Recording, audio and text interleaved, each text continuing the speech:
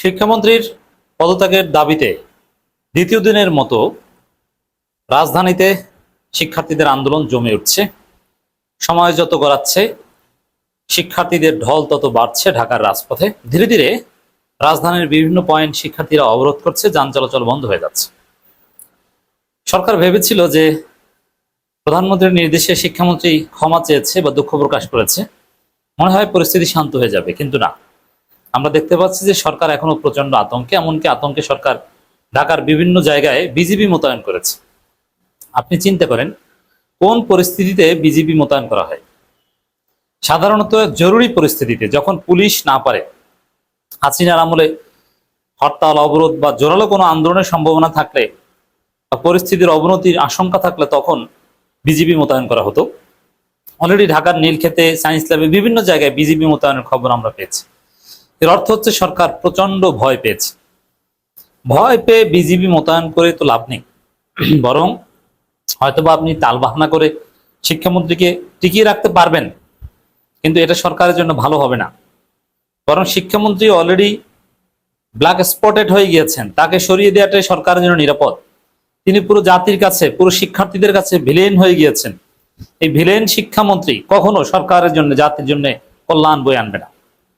দর্শক, আজকে পরীক্ষা নিয়ে এমনিতেই কনফিউশন ছিল শিক্ষার্থীদের মধ্যে। তারা পরীক্ষা দিয়েছে, পরীক্ষা দিয়ে তাদের পূর্ব নির্ধারিত ঘোষিত আন্দোলনের অংশ হিসেবে দেশের বিভিন্ন জায়গায়, এখন পর্যন্ত খবরগুলো আসছে না, আমরা বিভিন্নভাবে খবর নিচ্ছি।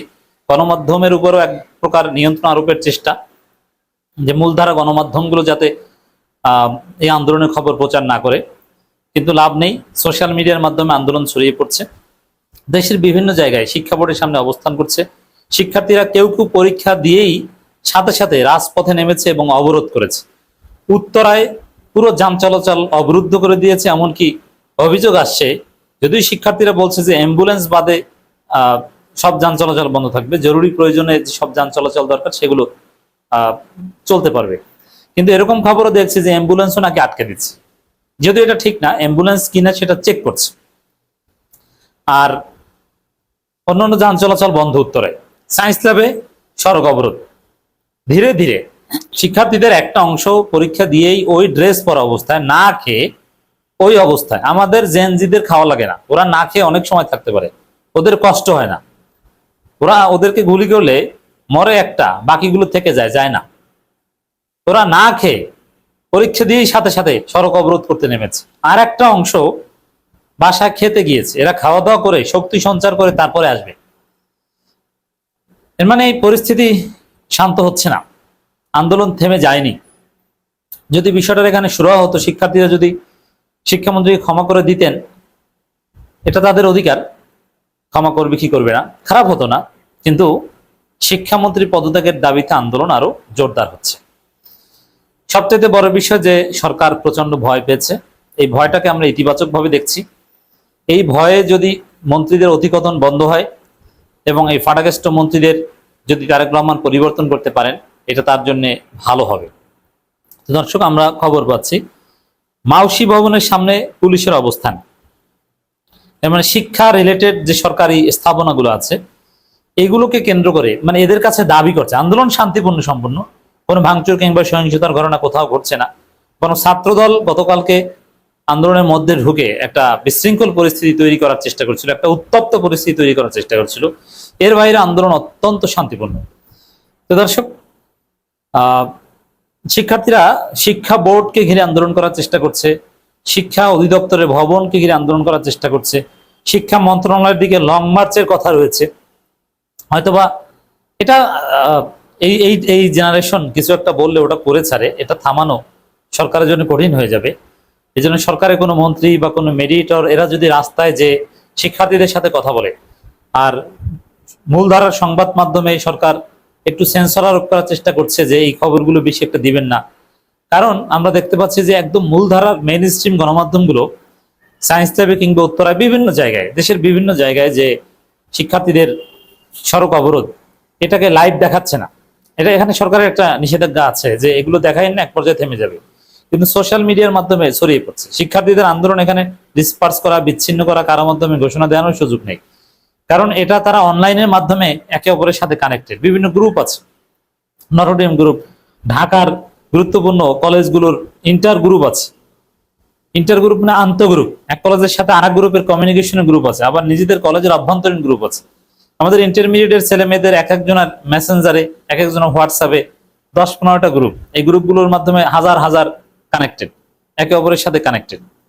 তো এই প্রজন্মকে কিভাবে থামাবে? এই জন্য এদের দাবিকে হেলাফেলা না করে যে আন্দোলন থেমে যাবে, অনেকটা থামছে না। আমি তো দেখতে পাচ্ছি যে সরকার উল্টো ভয়ে আছে, কারণ বিজেপি মোতায়েন করেছে। আর আন্দোলনের গতি সবসময় একরকমের থাকে না। মনে রাখতে হবে যে এটা জুলাই মাস, এই জুলাই মাসেই কিন্তু হাসিনার বিরুদ্ধে আন্দোলন হয়েছিল, এবং আন্দোলনটা কিন্তু এই প্রথমে স্বল্প পরিসরে ছিল, হঠাৎ করে আন্দোলনে অনেক শিক্ষার্থী, তারপরে আবার আন্দোলনে তেমন কেউ নাই, থেমে গেছে। এরকম উত্থান পতন, হাইটস একটু বেশি কম, এটা কিন্তু হয়।